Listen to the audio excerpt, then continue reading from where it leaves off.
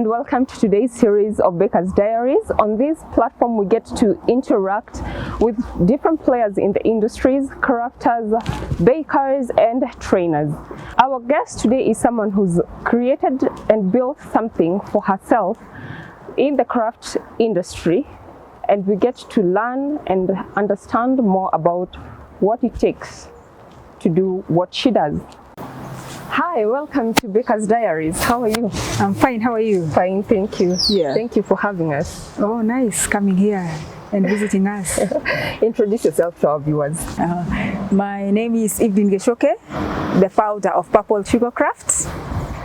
And today we're going to be talking a lot about sugar work.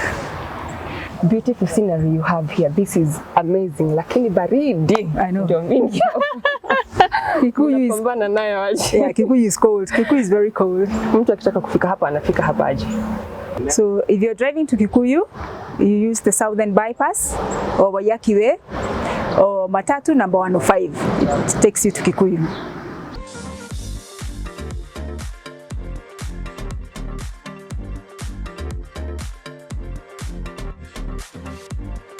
So why Sugarcraft? I came up with the name Sugarcraft because purple is associated with royalty, and and I thought it was a nice name to go with, and I just loved the sugarcraft, the sugar work, and I thought I'd put the two together. So royalty in the craft, in the sugarcraft section. Yeah, it is. Nice. That's so good. So how did it all begin? Ulianza aje Sugarcraft? Sugarcraft ilianza about maybe 7 years ago in the UK. So I moved there with my family just for greener pastures. But then I thought of coming back to Kenya, and and I thought, I needed to come back with a skill. And I thought, I just walked into one of the schools, and having brought up in Kenya, there was no sugarcraft. We didn't know about the sugarcraft. We only knew about cakes and baking. But then I just walked into one of the schools and I found, oh, there's more to cakes. There's sugar work. And from that moment, that was it. I just went to Sugarcraft. And which institution will this be? That was called Slattery's of Manchester. I lived in Manchester, and that is where it all started. Interesting. So you actually left this country where you were born, raised, schooled, and you went abroad. What was your experience there? Very interesting. It's very different from Kenya, the lifestyle and everything. But then, there are pros and cons of that place. So, yeah. What are the major pros for the place? You learn a lot. There's a lot to learn there on the positive side. Yeah. What about the cons? The weather is very cold there. Colder than Kikuyu. It gets to -5. You wake up in the morning and you can't open the door because of the snow. So not interesting at all. And we have so many people here who would really, really want to move abroad. Yeah. Maybe to seek greener pastures, as you said, maybe some for studies. What would be your advice for them? Okay, I think it's the narrative us Kenyans have that abroad everything is flowing, is good. And I think I wouldn't blame anyone. People find the amount of money sent from abroad to Kenya, and you think that is the lifestyle there. But the lifestyle there, you work throughout. You wake up in the morning 6 o'clock, you don't go to bed till 11 at night. Wow. You're working, you're studying, so but it's a nice experience. But I would tell someone the opportunities here, the opportunities in Kenya. And also for those who are abroad who want to come back, my advice is I think you need to come back with a skill. Usiende tu uko utoke tu bure. No. As much as maybe you've got property here, you still need something to do every day. It's nice to come back with something attached to you. Right. Yeah. Now that you had taken up the classes there, you're now equipped with the skills. You had already started Sugarcraft abroad. What made you decide to come back? I don't know. I didn't feel at home there. You're not kind of accepted. There's always a degree of you're foreign. So I didn't fit in, and I didn't like the place from day one. I always thought I would always come back to Kenya. And when I got my skills, I did a few shows. I competed at the Cake International, and I got a silver medal. And I was happy, and I could look at the work back in Kenya, and I was like, there's a place for this. And that is when I just did all my courses, everything that I wanted to do, bought a lot of my Sugarcraft and my sugar work stuff there, and that was it. I just decided I'm going back. You've said earlier that you've participated in events and actually won back in the UK. Locally, have you participated in any of those? Yeah, usually I don't like participating because I think I'm always above the game. I trained outside, so imagine the level of my work. Fair game. Yeah. So, but they did ask me to do a competition at the Cake Emporium, and I did royal icing, and I won. So yeah. Having been to the UK, you took your classes, you now have acquired the skills that you need to start up. Yeah. How was it like moving back and deciding to start up Purple Sugarcraft here in Kenya?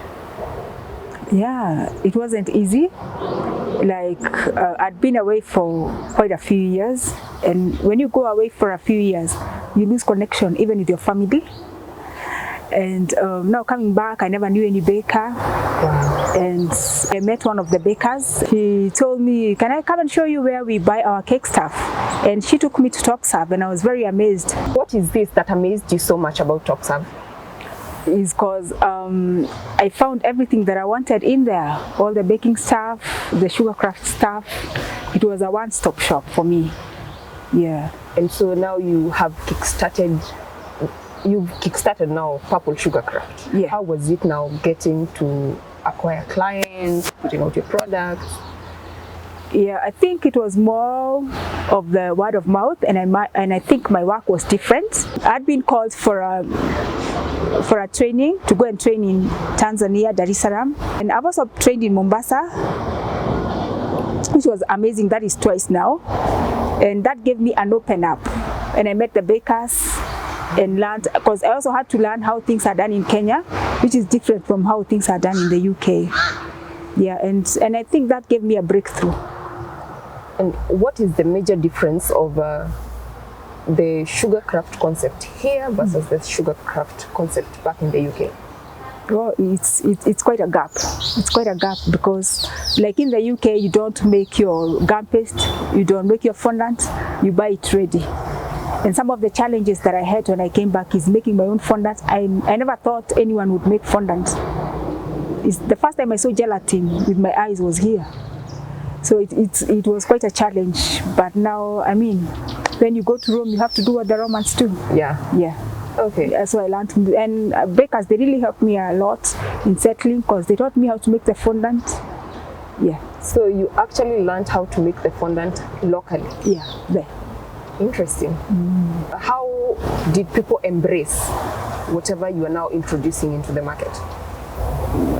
I think there are always two sides of the coin. Some of them, they are wondering, who is this Evelyn Gichuki? You've never heard of her. They are like, I'm taking photos from Google and posting on my page, but some of them really embraced, and I had a lot of people coming for classes, which was amazing.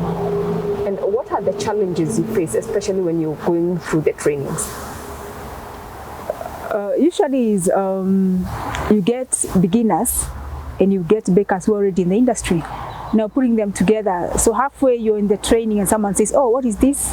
You know. So at times I like specifying, like I like knowing your background, whether you're a newbie or you've been in the baking industry. For the training purposes, what are the must-haves for your students? What they need to have? Yes, what tools do they need to have with them? Usually what happens, I don't allow anyone to come with their tools. I like them to come and see what we've got, and then they'll go and buy exactly that from Topserve, because there are a lot of products in the market that are not so good. So I prefer someone coming with nothing, and then you come to our class, you see whatever we have, you take a note of it, and then you go to Topserve, you buy your stuff.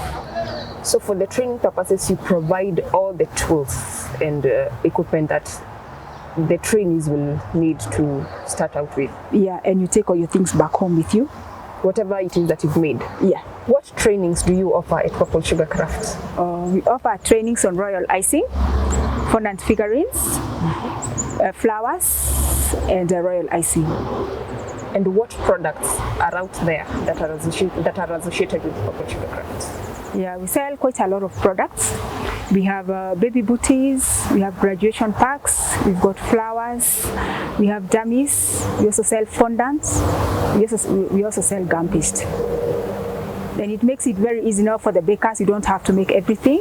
Everything is ready, and it's just baking your cakes, putting the icing on the toppers.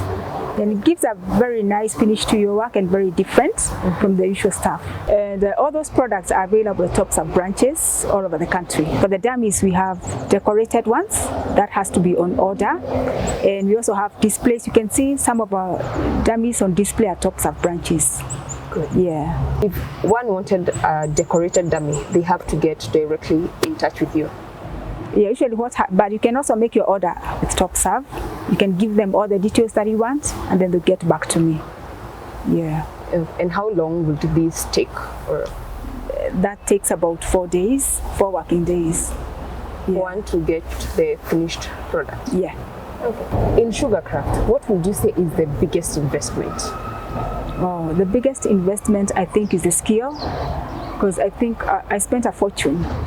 Because I've done chocolate work, I've done the sugar work, and it's quite pricey there. And I think knowledge is power, because no one will ever take that away from you. And the minute you train someone gets that skill, and they make a living out of that. And it's something you can even leave to your children and your grandchildren. Because I think now for me that's my biggest investment, the skill.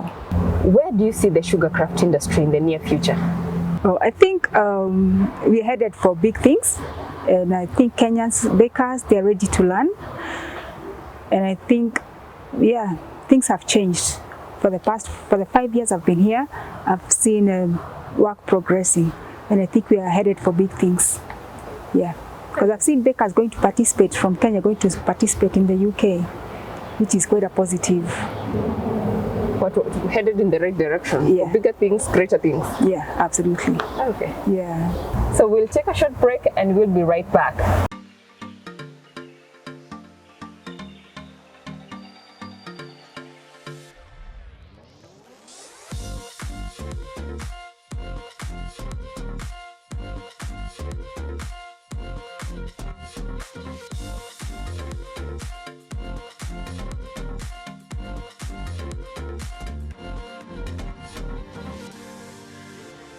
Welcome back. We are now at the Purple Sugarcraft workshop, and we get to experience what happens within Purple Sugar. What are we doing today?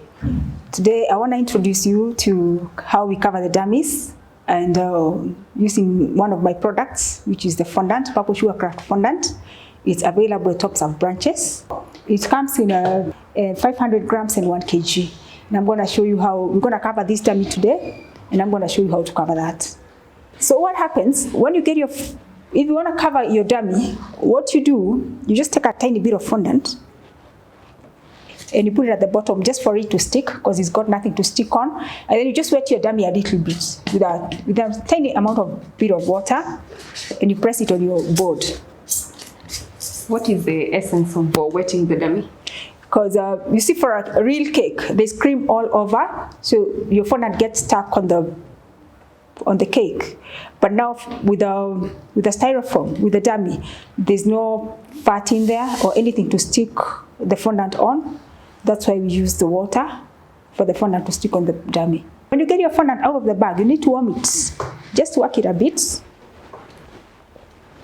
You need it. And it's quite pliable to work with.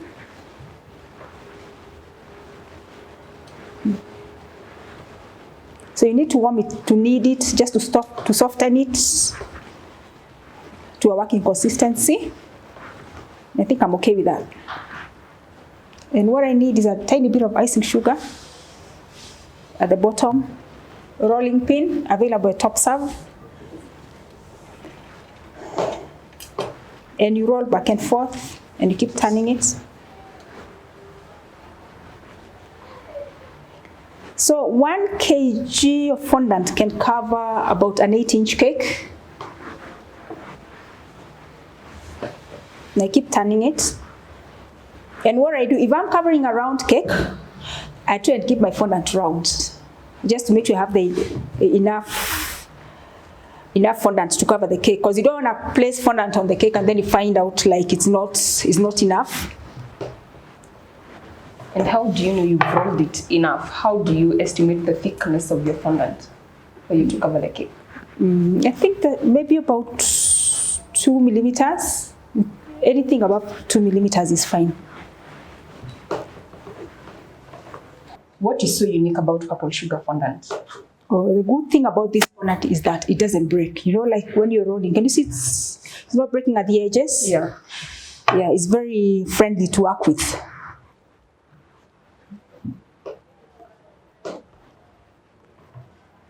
And what do we use when making fondant? There's water, gelatin, glucose syrup, a bit of CMC, and icing sugar, and that's it. Okay. Yeah, there's so many recipes there. Whichever works for you, well and good. Is purple sugar fondant halal? Yeah, it is halal. We use halal gelatin. If you're covering a round cake, you need to keep your fondant round. If you're covering a square cake, you try and keep your fondant square. And how I measure my cake to make sure you have enough fondant, because you don't want to put fondant on top of a cake and then you find it's not enough. So just give a rough estimate through the diameter, maybe like up to there. And I think that's enough. I've got enough fondant. I fold over, bring my cake.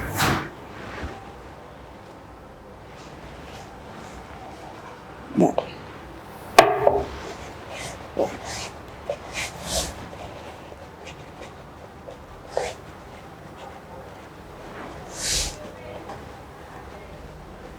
So how do you ensure you achieve smooth edges around your fondant? We'll do that with the smoother. So immediately you cover your dummy or your cake, you need to run it down with the smoother all around. The smoothers are available at Topserve, rolling pins, dummies, cake boards. They are available at Topserve branches.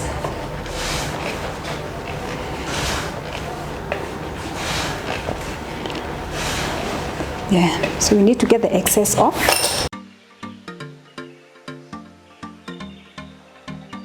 Pizza wheel cutters, they are also available at Topserve branches. Now that you're using the pizza wheel cutter, Yeah. can't I just use a regular knife to cut through that? No, it doesn't really give a nice finish. So a pizza wheel cutter, just run it all around and gives you a very nice edge. Okay. Yeah, you just run it all around.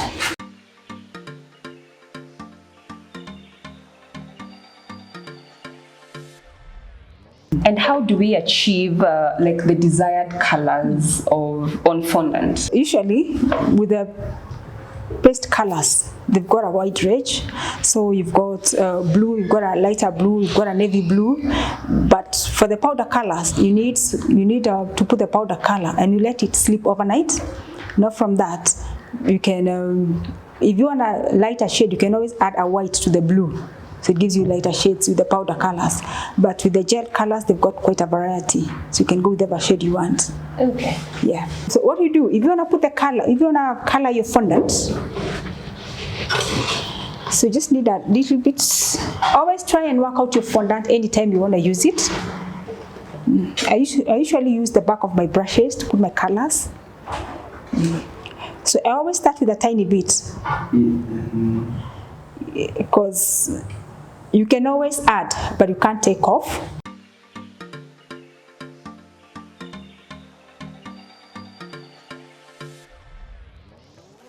So the more you need, the more you stretch it, the more it goes into the fondant. Yeah. Yeah, and there we go. That's our colored fondant. For the finishing of your borders, molds are very easy to work with. And we've got quite a variety at Topserve.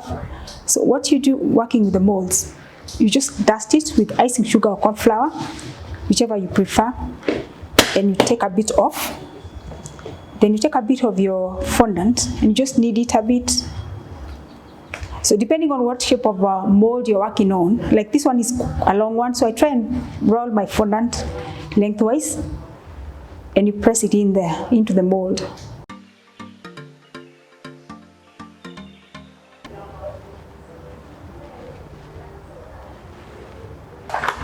And that's where now the tools, the modeling tools come in handy.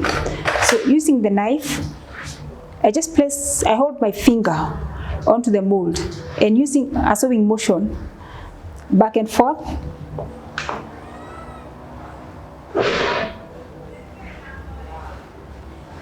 If you feel it's coming off, you still press it.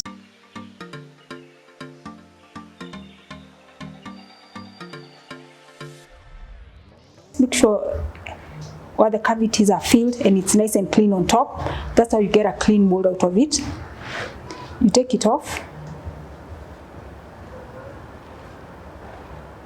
Tiny bit of water.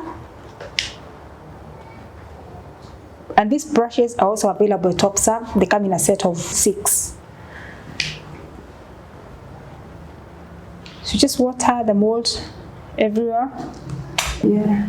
And you just put your mold there. There. That's the border. So you continue doing the same until you've covered the whole cake.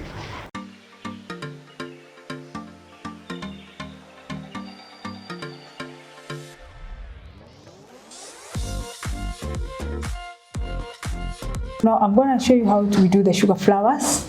Today I want us to make a magnolia, a very nice flower, very summery, and a rose flower, which is very common.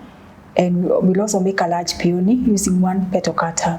What are the tools and maybe ingredients that we will be needing for all of this? Okay, for the flowers, you don't use fondant, you use gum paste. And we have purple Sugarcraft gum paste, which is available at Topserve. And it comes in a pack of 250 grams. And that goes a very long way because you roll paper thin. We'll also need pliers for cutting the wires. And here are the wires. They come in different gauges. The higher the gauge, the thinner the wire. So usually, depending on the flower you're making, that determines the gauge. If you're making quite a heavy flower, you need a heavy gauge. Lighter flowers, leaves and buds, you need a lighter gauge. You need a palette and a brush with water. You need a foam pad to thin your petals on. Colors to color your gum paste. We also need icing to dust your surfaces. We need tools, modeling tools, to work your petals and thinning your petals. So we have these two. This is a 4-petal ball tool set, and we have a 9-piece. We also need stamens to put in the centers of our flowers, rose petal cutter, peony cutters. We need a stay fresh mat. A file is fine, just to give you time to work on your petals before they dry out. So you get your gum paste out of the bag. And you only work with a small bit at a time.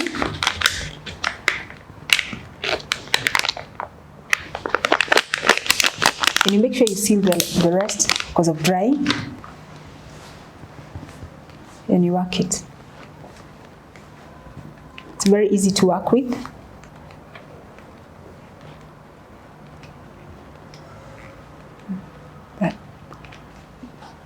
So I want us to start with the rose. And what you do, just dust your surfaces just a little bit. So to color your gum paste, you just need a tiny bit. Like I said, you start with a tiny bit. You can always add, but you can't take off. And you just mix it.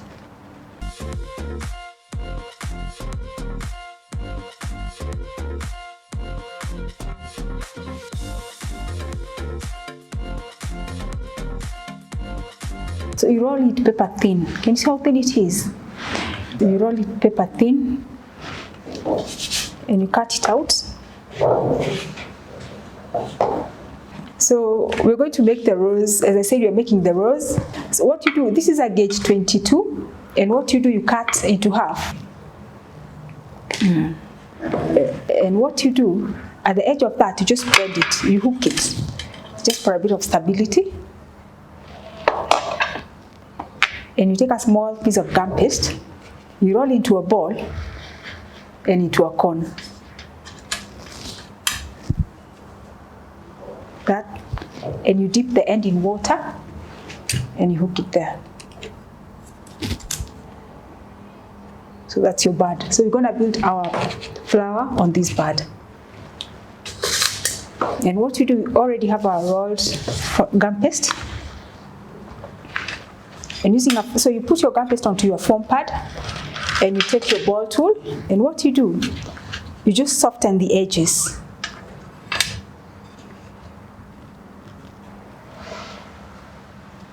Why are we smoothing the edges of the...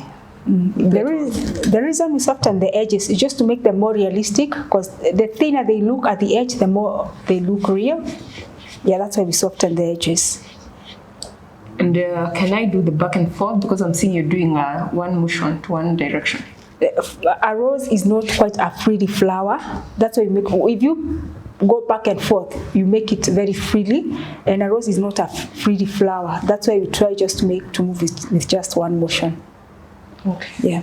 Just put water.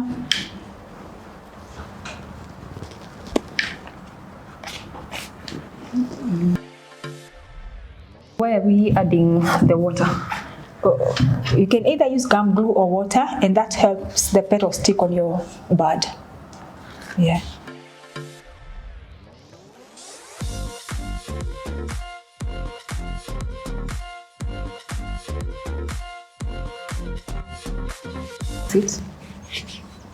We can go 2 or 3 layers with this. So the next time we just do the same.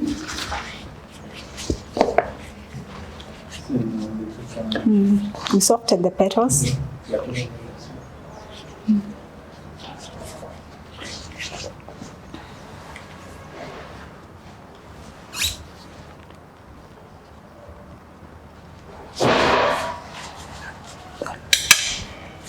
Again, some water in there.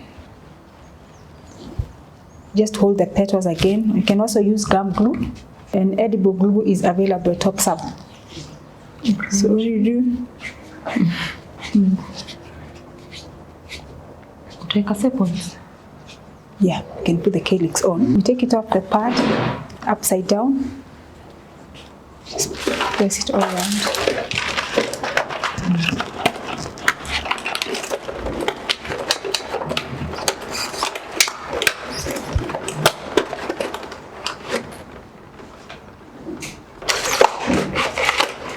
That's our rose. You can also do an extra layer, a third layer, but I like stopping it at that. It looks nice. It doesn't, the petals don't fall off. So we're going to add a calyx behind the rose, and this is a calyx cutter, which is available in the gum paste flower cutter set, which is available at Topserve. And we're going to use a large one. So just cut it. And you wiggle a little bit just to make sure it's nice and clean. Take it off. And you put water everywhere.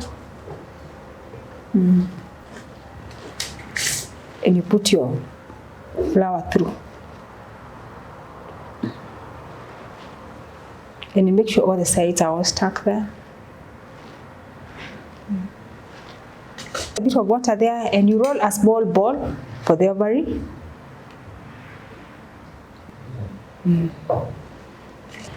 So for the 250 grams purple Sugarcraft gum paste, yeah, how many of those roses can we achieve? Okay, that depends on how thin you roll them. If you roll paper thin, you'll get 10 roses out of that, and between 8 to 10. But if you roll properly, you get 10 roses out of that.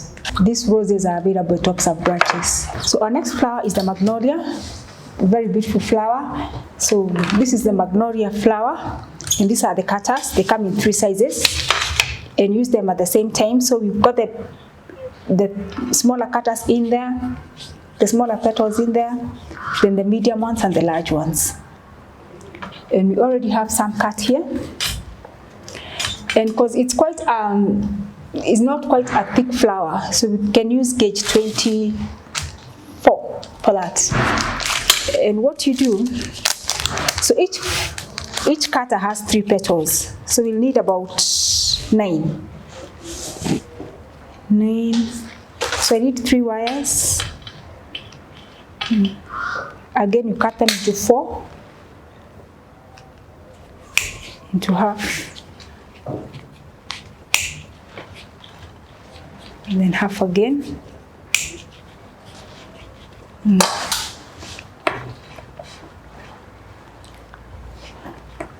So I think I've shown you how to cut the petals, so you don't need to see that. So what you do, I've got some here that I cut earlier, and you don't roll it paper thin, because anything you're gonna put a wire through, you don't roll thin so much. So you just dip the tip in water, and you pass the wire through the petal, and just fold a little bit at the end, just to give it a bit of character, and you just form them with the apple trees. So that's the small size. The medium one, same thing again, the tip in water, and you pass the wire through the petals, and you fold it again at the tip, there, and the medium one. So you need 3 of each for each flower.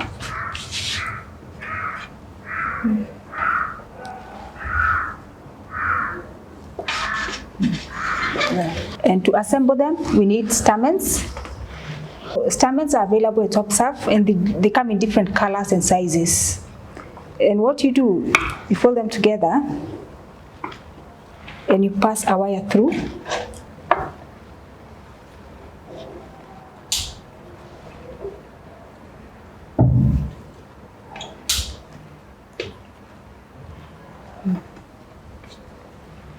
Just for a bit of stability there. You need floral tape to put them together.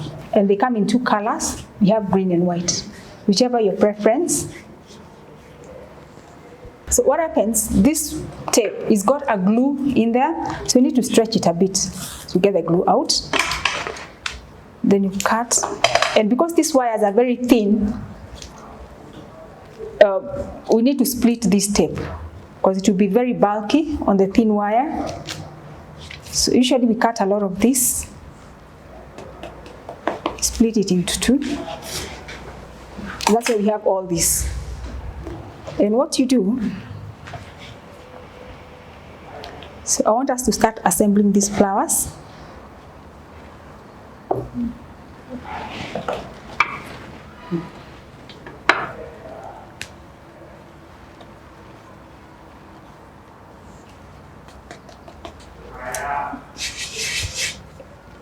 And I'll start with the small ones.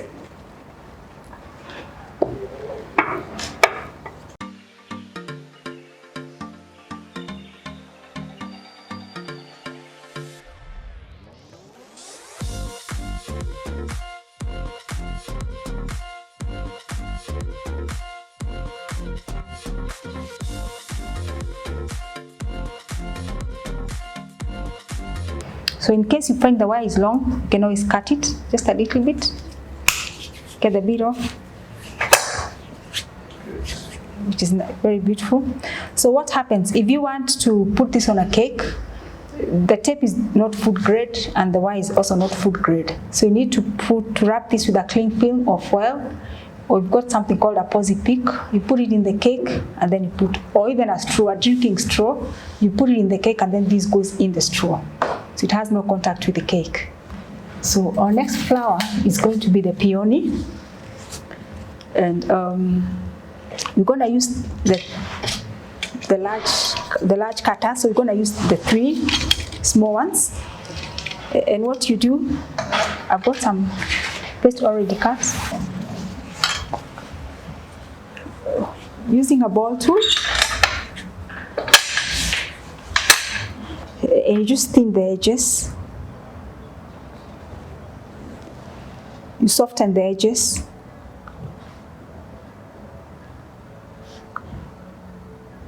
You can go whichever direction you want. And what you do with this, you place it on an apple tray. That way. And you do that for all 3 different sizes. So you cut one of these, one of that, and one of this. So these are the 3 sizes all cut.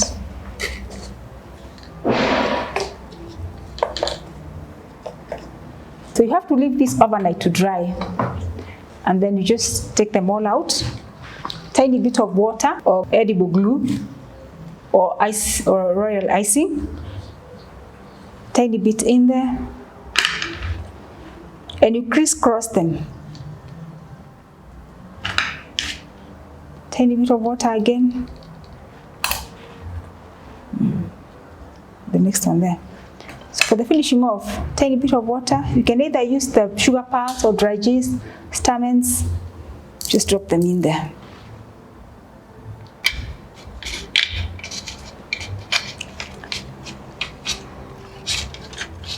So we have a very beautiful cake display here. Yeah. Kindly take us through what it is about. Oh, this is royal icing. It's the art of royal icing. It was done before. There never used to be fondant in the 1800s, but as things have changed, there is fondant now. So before, cakes used to be covered with royal icing, and that's where Queen Victoria, her cake was covered with royal icing, and that's where the word royal icing came from. But now that we've gone away from that now. There's a lot of covering with fondant, and now the royal icing is just the decorating part of it. And yeah, it's a very nice skill, and it brings out your creativity in cakes in a different way. And what are we using when making the royal icing? Royal icing is basically made out of egg whites and icing sugar, and you beat them up to a very stiff peak. That's why you get the royal icing, and then you just pipe. You change the piping tubes, the nozzles, which are available at Topserve branches. So that's it for today's tutorials at Purple Sugarcraft. I hope and believe that you have learned something out of it. Everything displayed, both tools and ingredients, are all available at Topserve shops across Kenya. We have 2 branches in Nairobi, that is at Kimathi House, and the Accra Road branch, that is at White Angle House. We have branches in Meru, Kisumu, Nakuru, and Eldoret.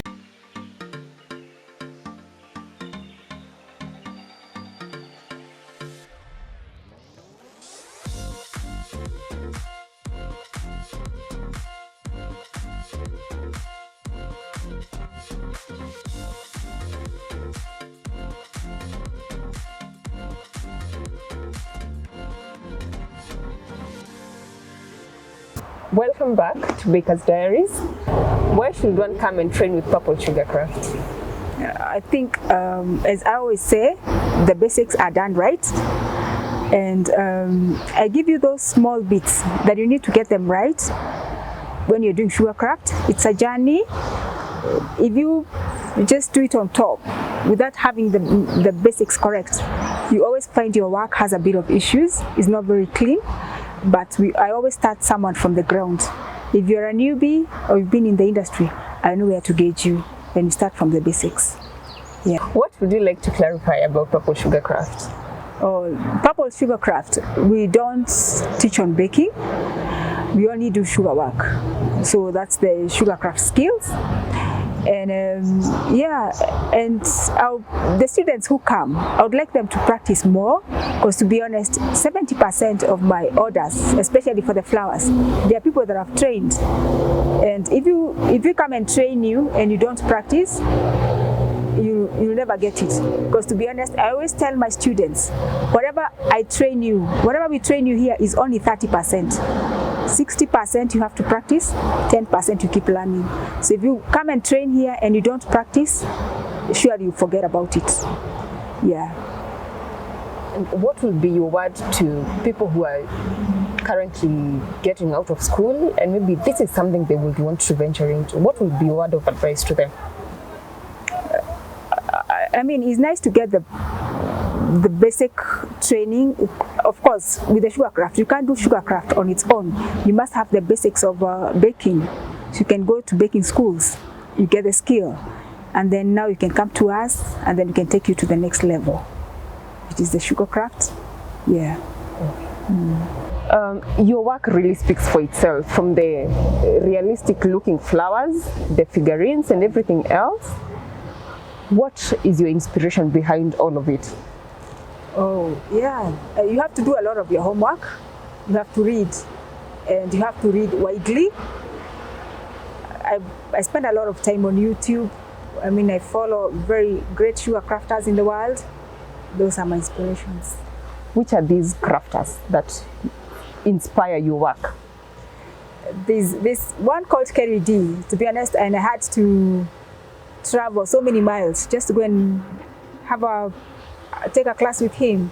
And to be honest, he's the one who taught me the peony flower and the royal icing. I admire his work. So yeah, I keep following them and just knowing, I mean, what is new in the industry. You have to keep yourself updated because things keep changing every now and then. So you have to be on your toes on that. And for the books, yeah, are these books that people can get locally, or where do people get these books? Yeah, you can outsource them locally. We've got the textbook center, and I think Topserve stores some of the books, and also online. You can buy the books online. And you can watch a lot of YouTube tutorials. You get a lot of information from there. Okay. Yeah. And most people go to weddings. Yeah. Wanapata keki ziko na maua pale, and they're like, I'd really want to do something like this.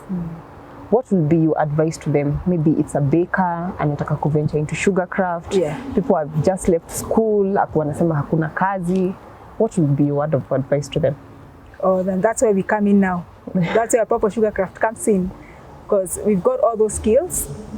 You can go train. There are a lot of people who train on baking.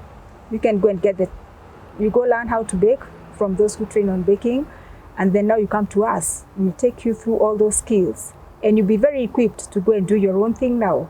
And we always have a follow-up with whoever comes to train with us. We just have a follow-up and see how you're getting along. And I always tell someone, if you go and you get a problem, talk to us, come back to us. We don't do a one-off. We always let people come back, give us their problems, and we can see how we can solve them. We can always we can even go through the course again if there's something that you're not getting. Yeah, we are very open-minded. If one wanted to come train with you, yeah, at Purple Sugarcraft, how do they get in touch with you? Okay, so you can come via the Southern Bypass to Kikuyu, or you can catch a mat number 105. It comes to Kikuyu. And you can also visit our page on Instagram and Facebook, which is Purple Sugarcraft. And our number is 079 100 9517. So what are the challenges that you faced with the pandemic? Yeah, we never thought we'd pull through, but we did. Especially with the lockdown, at times you just have to lay a bit of the stuff. But I think everything is getting back to normal now. Yeah. And any positive outcomes through the pandemic? Yeah, I think it made us get out of the box, because I think we were sort of cocooned in whatever you were doing, but now we've thought out of the box. We are doing a bit more now. Yeah. Thank you so much for having us. Yeah, thank you so much for coming to Kikuyu and Purple Sugarcraft. Thank you. Yeah. So that's it for today's series of Baker's Diaries. Be sure to like, subscribe, and share. You can leave a comment down below. Tell us who you would like to hear from next, or you could share your own baking journey with us. Until next time, for Baker's Diaries.